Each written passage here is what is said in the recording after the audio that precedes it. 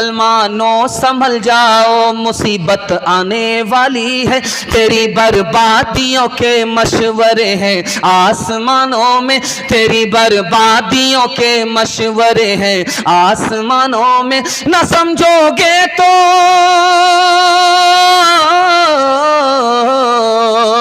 न समझोगे तो मिट जाओगे हिंदोस्तां वालों, तुम्हारी दास्तां तक ही न होगी दास्तानों में, तुम्हारी दास्तां तक भी न होगी दास्तानों में।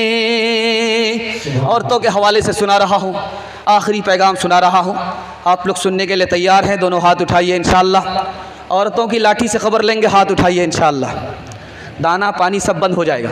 खैर माशाअल्लाह लोग डिस ब्रेक मार रहे हैं, दिल खुश कर दिया। जलसा आपका ख़त्म हो रहा है, आप लोग बेदारी का सबूत दे रहे हैं।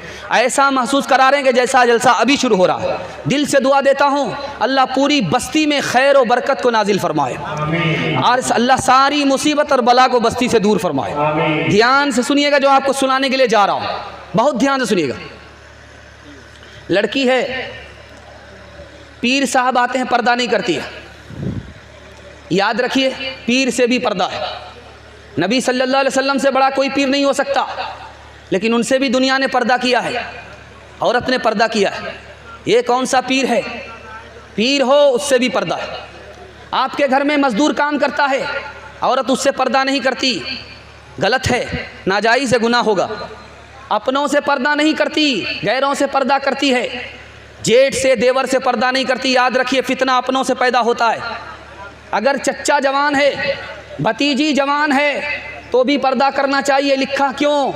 इसलिए कि गलत ख्याल से चच्चा अपनी भतीजी को नहीं देखेगा, लेकिन इस ख्याल से ज़रूर देखेगा कि देखें मेरे बेटे के लायक हुई है कि नहीं हुई है। चच्चा से भी पर्दा है, भतीजी से भी पर्दा है। ध्यान से सुनिएगा, आखिरी बात आपके सामने आ रही। जब बारात आती है बस्ती में तो औरत ताक झांक करती है कि देखें कि दूल्हा काला है या गोरा है, ठेगना है या लंबा है, मोटा है या पतला है। औरत झांक करके देख रही है, दूल्हा को देख रही है, बाराती को देख रही है, गलत है। औरत को गैर मर्द को देखना, झांक करके देखना हराम है।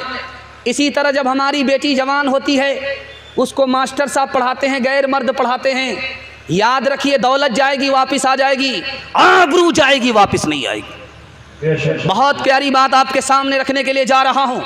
हमारा जवान बेटा आवारा हो रहा है। जो 22 साल का बेटा है वो तो सही है, जो 20 साल का बेटा है वो सही है, जो 18 साल का बेटा है वो आवारा हो चुका। लेकिन हम ध्यान नहीं देते।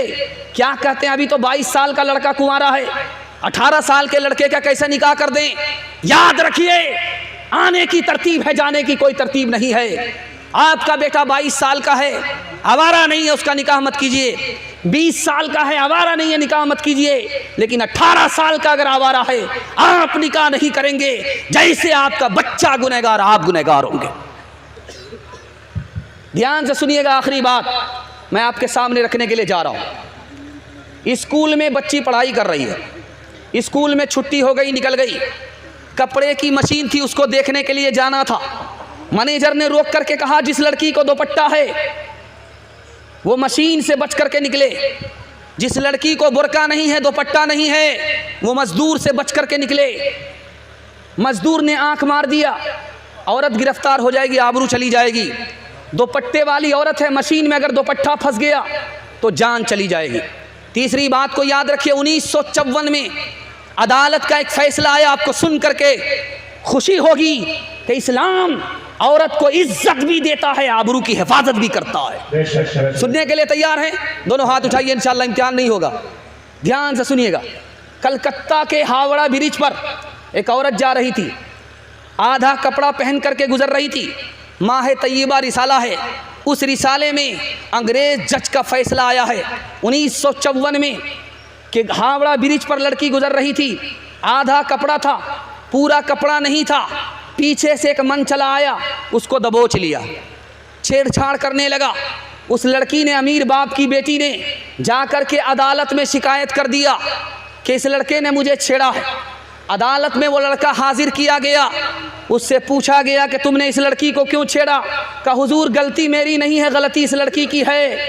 चूल्हे की आग चूल्हे के से निकल करके पेट्रोल पंप पर आ गई और आग लग गई, तो बताइए कसूर पेट्रोल पंप का है या चूल्हे की आग का है?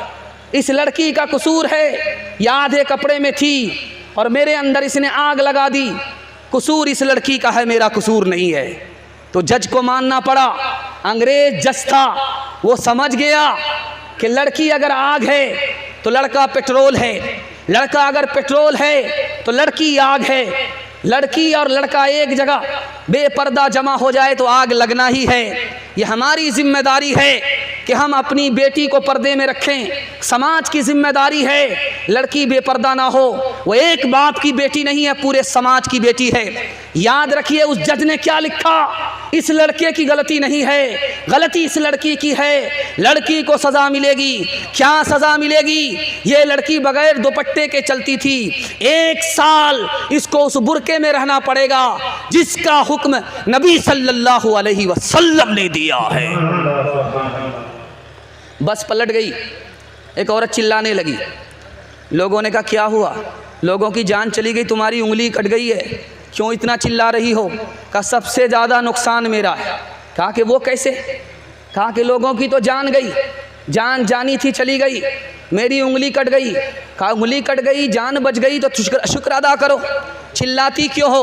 उस लड़की का जवाब सुनिए, मैं इसलिए चिल्ला रही हूँ, मेरी वो उंगली कट गई है जिससे मैं अपने शौहर को नचाया करती थी, मेरा बहुत भारी नुकसान हो गया है। हाथ जोड़ करके आपसे कहता हूँ, अपनी तनख्वाह का मालिक अपनी बीवी को मत बनाइएगा, वरना माँ जब दवाई के लिए पैसा मांगेगी तो बीवी से आपको भीख मांगना पड़ेगा। तनख्वाह के मालिक आप खुद रहिए, वरना क्या होगा, आप जल्दी ही पागल हो जाएंगे, जल्दी ही बूढ़े हो जाएंगे। मेरी उम्र नहीं है कि आपको तजर्बा बताऊं, लेकिन तजर्बा किताबों में लिखा हुआ है, उसको मैं आपसे नकल कर रहा हूं। आप शौहर हैं, मालिक हैं, तनख्वाह की मालिक बीवी को मत बनाइए। उसी दिन आप नौकर होंगे, शौहर नहीं होंगे। आपकी बीवी बीवी नहीं होगी, रानी होगी। इंशाअल्लाह माँ बाप को ख़र्चा बीवी से पूछ करके देंगे, हाथ उठाइए इंशाअल्लाह। कोई इस दौर में, कोई इस दौर में, कोई इस दौर में है मौलवी, कोई मिनिस्टर है, कोई बीवी का शौहर है, कोई बीवी का नौकर है, कोई बीवी का शौहर है, कोई बीवी का नौकर है। हुए मातहत के, हुए मातहत के मातहत ऐसा इनकलाब आया, मियाँ है दफ्तरी और मियाँ है दफ्तरी, दफ्तर में और बीवी मनीजर है, मियाँ है दफ्तरी, दफ्तर में और बीवी मनीजर है।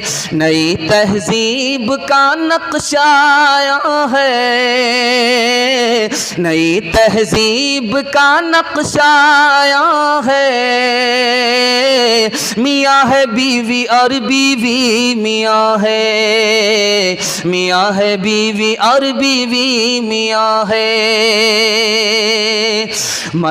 बराबर मर्द के औरत को समझे, बराबर मर्द के औरत को समझे,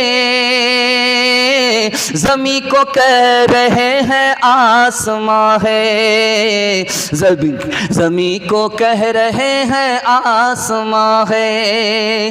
इनके फिक्रों काम से बचना अभी दुश्वार है, और आफत ढाएंगी साइंस पढ़कर बीवियाँ। क्या बताऊँ क्या करेंगी इल्म पढ़कर बीवियाँ, क्या बताऊँ इल्म पढ़कर क्या करेगी बीवियाँ, क्या बताऊँ क्या करेंगी इल्म पढ़कर बीवियाँ, क्या बताऊँ क्या करेंगी इल्म पढ़कर बीवियाँ। बीवियाँ शौहर बनेंगी और शौहर बीवियाँ, बीवियाँ शौहर बनेंगी और शौहर बीवियाँ। बस आखिरी पैगाम 3 मिनट में मेरे हिस्से का निकल रहा है। आप लोग सुनने के लिए मुकम्मल तैयार है? दोनों हाथ उठाइए इंशाअल्लाह।